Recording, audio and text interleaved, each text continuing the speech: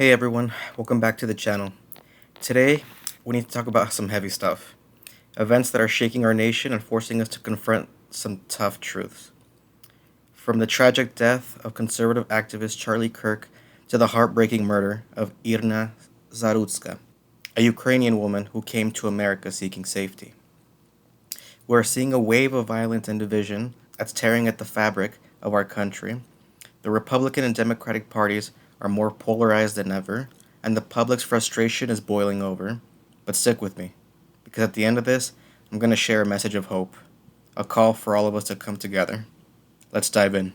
First, let's talk about Charlie Kirk. On September 10th, 2025, the 31-year-old founder of Turning Point USA was shot and killed while speaking at Valley University in Orem, Utah. Kirk was a polarizing figure, a conservative influencer who built a massive following, rallying young people to the MAGA movement.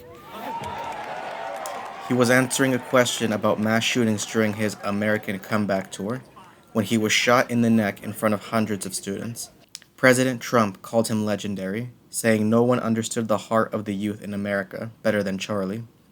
The conservative community is reeling, with figures like Ted Cruz and Donald Trump Jr. mourning his loss. But their reaction online has been divisive, to say the least. Some see Kirk as a martyr. Others criticize his controversial stances on issues like voter fraud and the COVID-19 pandemic. The FBI has a suspect in custody, but details about the motive remain unclear. Kirk's death is a part of a broader wave of political violence. We've seen attacks on figures across the spectrum: President Trump, Democratic lawmakers in Minnesota, and others. It's like the temperature in America is rising, and we're all feeling that heat. But let's not forget another tragedy that's gotten far less attention. Irina Zarutska was a Ukrainian woman who fled the war in her homeland, hoping for a better life in America. On September 7th, 2025, Charlie Kirk himself posted about her brutal murder on X, calling out major media outlets for ignoring her story. Irina's death is a stark reminder that violence isn't just political. It's personal, and it's hitting the most vulnerable. Her story didn't make national headlines until after it was called out on social media. This kind of selective outrage fuels distrust and division. Now let's talk about the bigger picture: the growing resentment between Republicans and Democrats. The right is furious, pointing fingers at what they call a toxic political climate stoked by the left. Posts on X from conservative voices like Alex Jones claim Democrats are attacking free speech and even prayer, especially after a tragic shooting at a Catholic school in Minneapolis. Meanwhile, Democrats are condemning the right's rhetoric, saying it fans the flame of violence. Both sides are digging in, and the public is caught in the crossfire. According to the 2025 Pew Research poll, 78% of Americans say political polarization is at an all-time high. That's 62% feeling exhausted by the constant fighting. Violence is becoming a grim backdrop to our daily lives, from mass shootings to targeted attacks. The data is chilling. The Gun Violence Archive reported over 400 mass shootings in the US in 2024 alone. And it's not just the numbers, it's the feeling that we're spiraling. On X, you see people venting their anger, their fear, their distrust of institutions.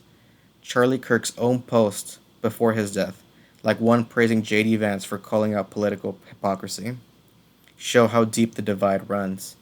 The public's discontent is palpable. People feel ignored, misrepresented, or just fed up. So where does this leave us? It feels like we're at a breaking point. But here's the thing: we can turn this ship around. Division thrives when we let it. The issue is when we stop listening, stop caring, and start seeing each other as enemies. That's when the real division begins, and when things start to get ugly. I believe we're better than this. America has faced dark times before, and we've come through by finding common ground. So here's my call to action. Let's reject the hate. Reach out to someone who disagrees with you. Have a real conversation, not to win, but to understand. Volunteer in your community. Support victims like Irna's family or those affected by political violence. We can honor the memory of people like Charlie Kirk and Irina Zarutska by building a country where no one feels like they have to resort to violence to be heard. Let's take a moment to pause and think. Let's unite as one people, not as Republicans, not as Democrats, but as Americans who want a better future. And subscribe for more conversations like this. Drop a comment below and tell me how you personally felt about the divide in America and what we can do to fix it. The future relies on us. It always has. And the only way we're going to get through this is by working together.